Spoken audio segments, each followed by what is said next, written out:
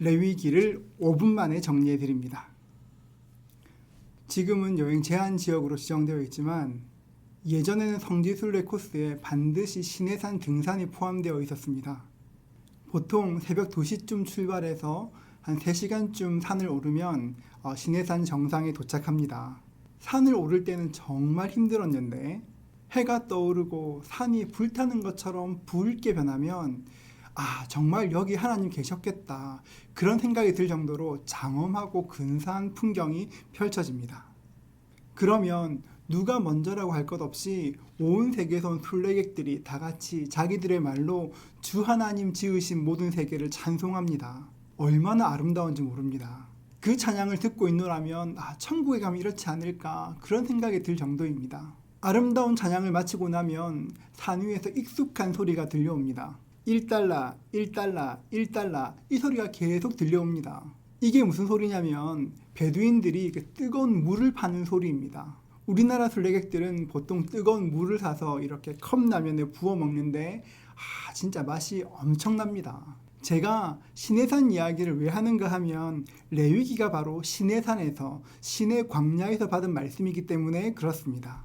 이스라엘 백성들이 이집트를 탈출했습니다. 그리고 석 달쯤 지나 시내 광야에 도착했습니다. 하나님께서는 노예였던 이스라엘 백성들을 하나님의 소유로 삼으시고 제사장 나라, 거룩한 백성이 되게 하셨습니다. 신분이 바뀌었습니다. 정말 근사해 보이지만 신분에 걸맞게 사는 것이 그렇게 쉬운 일이 아닙니다. 우리나라는 일본에 의해서 35년 동안 식민지 통치를 받았습니다. 그 시절 때문에 우리에게는 알게 모르게 일본의 흔적이 꽤나 남아 있습니다. 35년의 흔적도 이렇게 강렬하다면 400년간 이집트의 노예였던, 400년간 이집트에서 살았던 이스라엘 백성들은 어떻겠습니까? 하나님의 은혜로 이집트에서 나오긴 했지만 그들의 삶은 이집트 사람들과 별반 차이가 없었습니다. 그래서 하나님께서는 이스라엘 백성들에게 하나님과 어떻게 교제해야 하는지, 하나님의 백성은 어떻게 살아야 하는지를 가르치셔야 했습니다.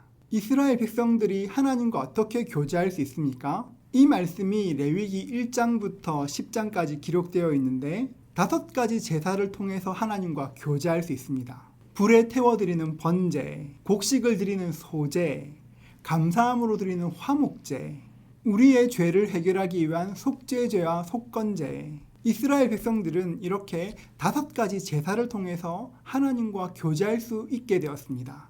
그렇다면 하나님과 교제하는 백성들은 어떤 삶을 살아야 합니까?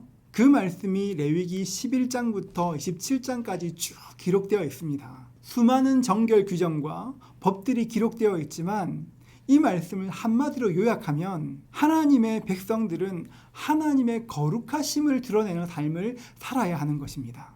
그것이 구원받은 백성의 본분입니다. 하나님께서 이스라엘 백성들에게 원하시는 것은 딱 한 가지입니다. 레위기 11장 45절 말씀입니다. 나는 너희의 하나님이 되려고 너희를 애굽 땅에서 인도하여 낸 여호와라. 내가 거룩하니 너희도 거룩할지어다. 하나님께서 이스라엘 백성들을 이끌어내신 이유가 무엇입니까? 내가 너희의 하나님이 되겠다는 것입니다. 저는 이 말씀이 참 좋습니다. 사람들은 보통 친구를 사귈 때 나보다 좀 괜찮은 사람, 덕 좀 볼 수 있는 사람과 가까이 하고 싶어 합니다. 그런데 하나님께서는 좀 괜찮은 민족, 덕 좀 볼 수 있는 민족, 잘 나가는 민족을 택하지 않으셨습니다.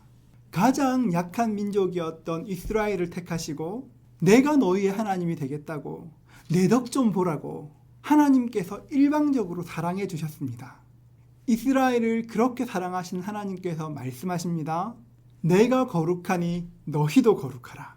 여러분, 거룩이 무엇입니까? 쉽게 말하면 하나님을 내 인생에서 첫 번째로 삼으라는 것입니다. 내가 너희를 첫 번째로 삼은 것처럼 너희도 나를 첫째에 두라는 것입니다.